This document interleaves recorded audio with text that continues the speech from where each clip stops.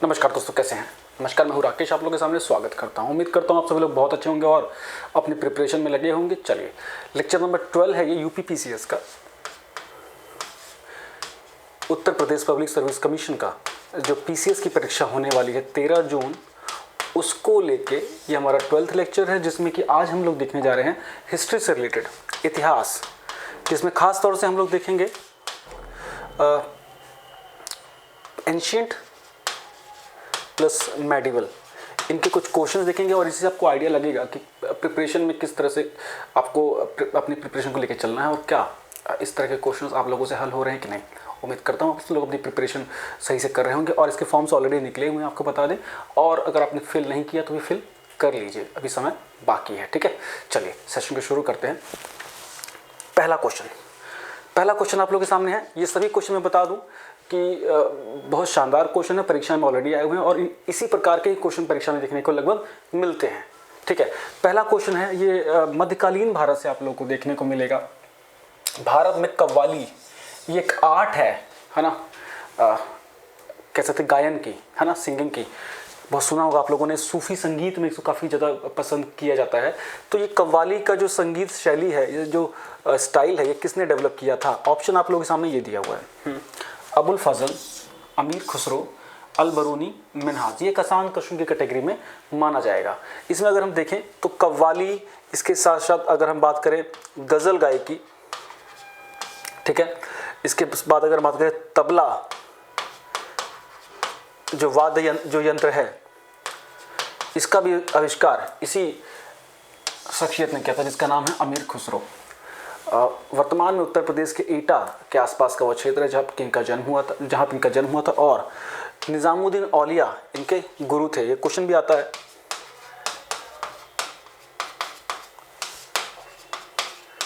खड़ी बोली के भी जनक इन्हीं को माना जाता है।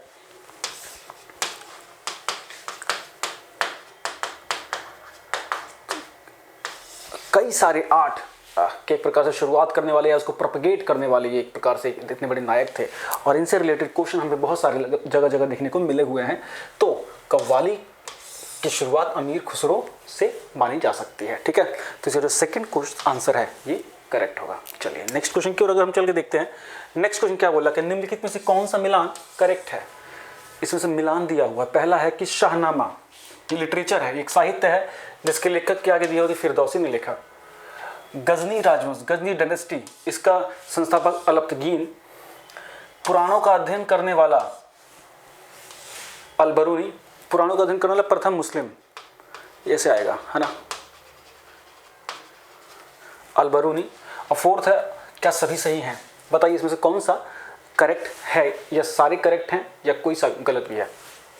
अगर हम देखें ऊपर से, शाहनामा बेसिकली एक पर्शियन, एक फारसी भाषा में लिखा गया लिटरेचर था जो कि फिरदौसी के द्वारा ही लिखा गया था, जिसका जो थीम था वो फारस के आर्ट कल्चर से रिलेटेड था और उसी कार्य क्षेत्र के अंतर्गत इसको डेवलप किया गया था।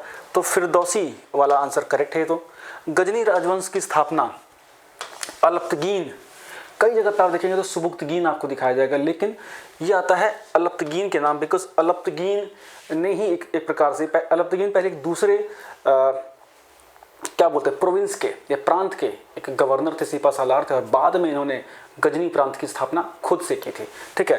बिकॉज जिस एम्पायर में अबुल मलिक उस समय शासक थे, उस एम्पायर के, मुझे एम्पायर का नाम याद नहीं आ रहा, शायद समनी एम्पायर था, जहाँ पे जो वर्तमान का जो ईरान के आसपास का क्षेत्र है, वहाँ उस रियासत में ये एक सेनापति के पद पे थे, जो इनको खुरासान के आसपास का क्षेत्र मिला हुआ था। खुरासान मतलब जो वर्तमान का पश्चिमी अफगानिस्तान का क्षेत्र है, और वहाँ पे इसके बाद उन्होंने इस क्षेत्र में गजनी राजवंश की स्थापना की और अपने को शासक घोषित किया था।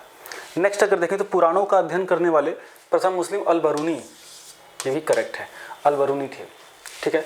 ये भी गजनी जो आपको क्षेत्र मिलेगा उस क्षेत्र में ही इनका जन्म हुआ था और बहुत बड़े स्कॉलर माने जाते थे पारसी भाषा के, मतलब कि फारसी भाषा के बहुत बड़े स्कॉलर थे और इन्होंने भारत में कई सारे पुराणों की का अध्ययन किया। उनके ऊपर कई सारे, अगर कहा जाए कि पॉइंट्स लिखे हैं, कई सारे क्लॉजेस लिखे हैं। इसके साथ साथ इनकी बड़ी फेमस एक फेमस किताब थी इनकी, किताबुल हिंद, जिसके ऊपर क्वेश्चन कई बार आया हुआ है अनपढ़ होने के लिए। तो ये तीनों पॉइंट्स हमारे करेक्ट जा रहे हैं। आंसर नंबर 4 हो जाएगा। ठीक, आंसर नंबर 4। आजकल ये कौन सा सही है कौन सा गलत है करके क्वेश्चन खूब क्वेश्चन लेके आते हैं आजकल ये बोर्ड में। जो पीसीएस के हैं 3-4 साल से इस तरह के क्वेश्चन हमें देखने को मिल रहे हैं। मैच करो इनको, मैच द फॉलोइंग। देखिए ये क्वेश्चन जो इक्वली इंपॉर्टेंट है पीसीएस इस तरह की किसी भी अन्य परीक्षा के लिए, चाहे आप जीआईसी का भी पेपर दे रहे हैं तो उसमें भी क्वेश्चन आ सकते हैं। इसके अलावा सुपर टेट या अन्य किसी परीक्षा की तैयारी कर रहे हैं इसको आप रूल आउट नहीं कर सकते। इस तरह एक ये हो गया है। अब देखिए यहाँ दिए हुए हैं शासक, इस तरफ क्या है, ये शासक है, प्रसिद्ध शासक है, रूलर है, और इधर क्या है, वंश है, डायनेस्टीज है। मैच करना है। धर्मपाल, नाम से पता लग रहा है पाल वंश थे। ठीक, हर्ष पुष्यभूति वंश, मिहिर भोज प्रतिहार, दंतीदुर्ग राष्ट्रकूट। इसमें मेरे हिसाब से कोई समस्या आपको नहीं होना चाहिए क्योंकि पाल प्रतिहार और राष्ट्रकूट इनका त्रिपक्षीय संघर्ष भी आप लोगों ने देखा होगा। जब लेटर एंशिएंट पीरियड में इंडिया के, है ना, जब केंद्रीय सत्ता कमजोर हुई थी तो उसके बाद मगध, पाटलिपुत्र का कन्नौज शिफ्ट हुआ था एक प्रकार से भारतीय उत्तर भारत के सत्ता का केंद्र। तो उस पर कब्जा पाने के लिए 3 वंशों में बड़ी जबरदस्त संघर्ष हुए। तो इन बड़े बड़े शासकों का नाम हमें देखने को मिलता है। तो यहाँ से क्वेश्चन आ गया दंतीदुर्ग का राष्ट्रकूट है, ये इसको थोड़ा ध्यान देना होगा। नेक्स्ट क्वेश्चन अगर हम देखते हैं, नेक्स्ट क्वेश्चन क्या बोल रहा है। नेक्स्ट क्वेश्चन है कि इनमें से कौन सी बात करेक्ट है, कौन सा पॉइंट करेक्ट है। पहला, ऋग्वेद की मुख्य लिपि पाली थी। आपको पता है कि जो हमारे प्रमुख ग्रंथ हैं 4 हैं, ऋग्वेद से लेके यजुर्वेद, अथर्ववेद, सामवेद, है ना। इसमें ऋग्वेद सबसे पुराना जो वेद माना जाता है। इसकी भाषा को बोला गया है कि पाली भाषा थी, ये तो ब्राह्मी थी। ठीक है, तो पहला तो गलत हो गया। दूसरा है कि ऋग्वेद में मूल पुरोहित को होता बोला जाता था, बिल्कुल ठीक बात है। महाभारत को प्रारंभिक रूप में जय संहिता के नाम से जाना गया था, ये भी अलग से इंपॉर्टेंट क्वेश्चन बन सकता है, ये भी करेक्ट है। तो 2 और 3 तो करेक्ट हैं। ठीक है, और फर्स्ट क्या है, रॉन्ग है। ठीक, चलिए नेक्स्ट क्वेश्चन की ओर अगर हम देखें, नेक्स्ट क्वेश्चन क्या बोल रहा है। भारत के आइंस्टीन के रूप में किसको जाना जाता था, पहला क्वेश्चन तो ये होगा। भारत के आइंस्टीन के रूप में किसको जाना जाता था। देखिए भारत के आइंस्टीन के रूप में जिसको जाना जाता था वो कनिष्क के दरबार में एक बहुत फेमस बौद्ध, एक प्रकार से धर्म को मानने वाले व्यक्ति थे, बौद्ध भिक्षु मान लीजिए उनको, और उन्होंने चीन की भी यात्रा की थी। ठीक है, चीन की यात्रा की और वहाँ उनको चीन की में जाकर उन्होंने बुद्धिस्ट फिलॉसफी का काफ़ी प्रचार प्रसार किया। और आंसर होगा नागार्जुन, आंसर होगा नागार्जुन। यहाँ अगर देखा जाए तो अश्वघोष, घोष और नागसेन ये कंफ्यूज करने के लिए जरूर दिया गया बिकॉज ये भी बुद्धिस्ट मॉन्क थे। ठीक है, बहुत ही इंपॉर्टेंट, इन दोनों में आप लोगों को बहुत ज़्यादा डिफरेंसेस देखने को, सिमिलैरिटी देखने को मिल सकती है। तो इसका आंसर होगा नागार्जुन। ठीक है, भारत के आइंस्टाइन के रूप में किसको जाना जाता था, नागार्जुन। कनिष्क के दरबार में चीन गए थे बौद्ध धर्म के प्रचार के लिए। क्लियर, क्लियर है। और वसुमित्र तो एक शासक थे शुंग वंश के। ठीक है, चलिए नेक्स्ट अगर देखा जाए, एलोरा, ये 2 पॉइंट हैं। अब इसमें से बताना है कौन कौन सी बातें सही हैं। एलोरा गुफाएं जो कि औरंगाबाद डिस्ट्रिक्ट में है, महाराष्ट्र के, वहाँ की गुफाएं बहुत फेमस है, यूनेस्को की वर्ल्ड हेरिटेज साइट के रूप में भी दर्ज है। और ये बात बोलते हैं कि जो एलोरा गुफा है वो हिंदू जैन के शैलकृत गुफाओं के लिए विख्यात है। देखिए एलोरा की जो गुफाएं हैं वो हिंदू, जैन और बौद्ध तीनों धर्मों से संबंधित वहाँ पे साक्ष्य मिलते हैं, तीनों से। तो पहला पॉइंट देखिए गलत हो गया।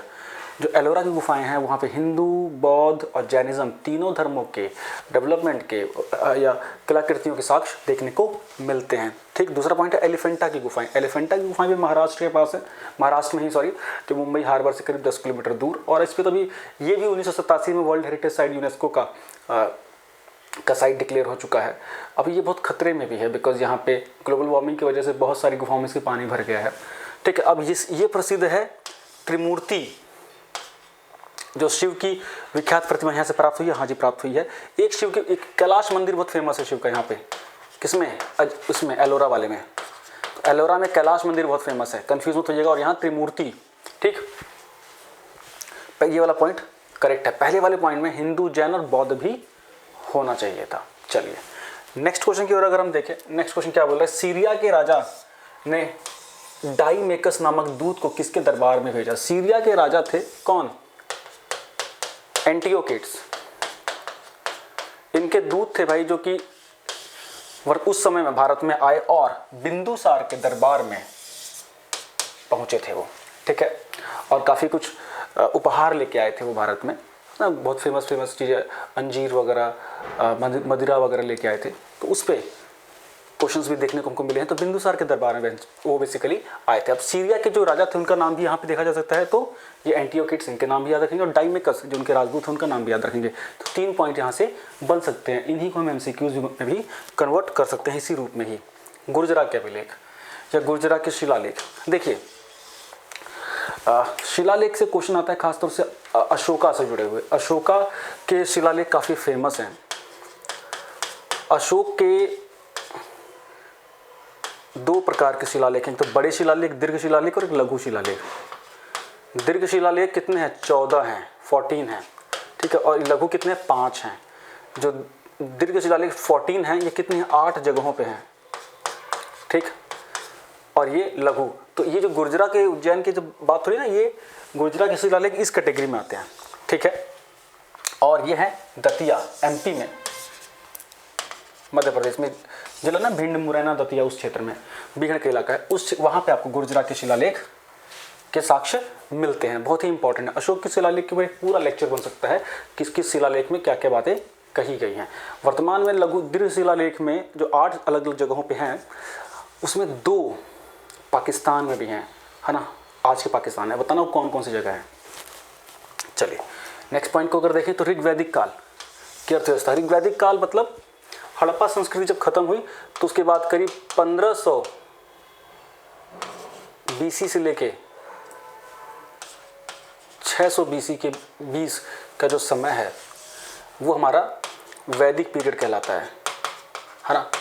और इसको जब हम 2 भाषाओं में बांटते हैं तो 1500 बीसी से 1000 बीसी ऋग्वैदिक काल कहलाता है, और 1000 बीसी से 600 बीसी लेटर वैदिक पीरियड या उत्तर वैदिक काल कहलाता है। तो ये जो शुरुआती वैदिक पीरियड था इसको ऋग्वैदिक काल बोला जाता है। और इसकी क्वालिटी अगर देखा जाए तो सिंधु घाटी सभ्यता एक शहरी सभ्यता थी, उसके जस्ट बाद ये जब ऋग्वैदिक काल आया तो ग्रामीण सभ्यता के रूप में रहा ये। तो पहली बात तो है कि ग्रामीण अर्थव्यवस्था थी, ग्रामीण सभ्यता थी, बिल्कुल ठीक बात। कृषि आधारित थे, बिल्कुल जी, एग्रीगेरियन इकोनॉमी बेस्ड सिस्टम था सारा, और कृषि ही महत्वपूर्ण वहाँ पे एक प्रकार से जीने का साधन था। वेतन की दिक्कत थी जी नहीं, वेतन बहुत ज़्यादा नहीं था, तो ये पॉइंट गलत होगा, ये दोनों पॉइंट सही है, ठीक। इस प्रकार के क्वेश्चन हम लोग को देखने को मिलेंगे। आज क्वेश्चन हमने लोगों ने कम इसलिए लिए हैं ताकि चीज़ें थोड़ी सी शुरुआत हो सके। लाइव सेशन, अब पीसीएस के लिए खासतौर से लाइव सेशन ही हुआ करेंगे। अगर आप लोग सुपर टेट या जूनियर की जो वैकेंसी आने वाली है उसमें, या जो आपकी जीआईसी में जो जीएस का पोर्शन है, अगर उसको भी आप प्रिपेयर कर रहे हैं तो ये क्वेश्चन इक्वली बेनिफिशियल हैं उन सभी परीक्षाओं के नाम से भी, ठीक है। नेक्स्ट क्वेश्चन है, निम्न में से कौन सी कृति एक प्रेम कथा है? कि देखिए सब ये आपको तमिल लिटरेचर देखने को मिला है सर। अब ये क्वेश्चन क्यों इंपॉर्टेंट हो रहे हैं? बिकॉज अगर आप लोगों ने 2-3 साल पहले के पेपर अब देखें अगर, तो दक्षिण भारत के साहित्य से क्वेश्चन जरूर आ रहे हैं, दक्षिण भारत की छोटे वंशों से क्वेश्चन जरूर आ रहे हैं, जो कि बहुत ज़्यादा नहीं पूछा जाता था जिनसे। तो यहाँ पे ये आपको देखने को मिलेगा। इसमें से पूछा गया कौन सा ये लिटरेचर एक लव स्टोरी है, प्रेम कथा है। तिरुकुक्कुरल या तोलकाप्पियम या शिल्पाधिकारम या मणिमेखलम। तो आंसर होगा शिल्पाधिकारम, ये आपका एक लव स्टोरी है। बाकी जो है वो ग्रामर है, बाकी ये सब व्याकरण का हिस्सा है, जबकि शिल्पाधिकारम एक प्रेम कथा है, ठीक। मेरे हिसाब से आज के क्वेश्चन इसमें हो गए हैं। उम्मीद करता हूँ आपको ये वीडियो अच्छी लगी होगी। वीडियो अगर अच्छी लगी है तो जरूर शेयर करिएगा दोस्तों तक, और चैनल को सब्सक्राइब करिएगा। और जो सुपर टेट हो गया या जो जूनियर वैकेंसी है उसके ऊपर जो नेक्स्ट वीडियो है वो जल्दी आप लोगों को देखने को मिलेगी। Thank you so much, bye bye.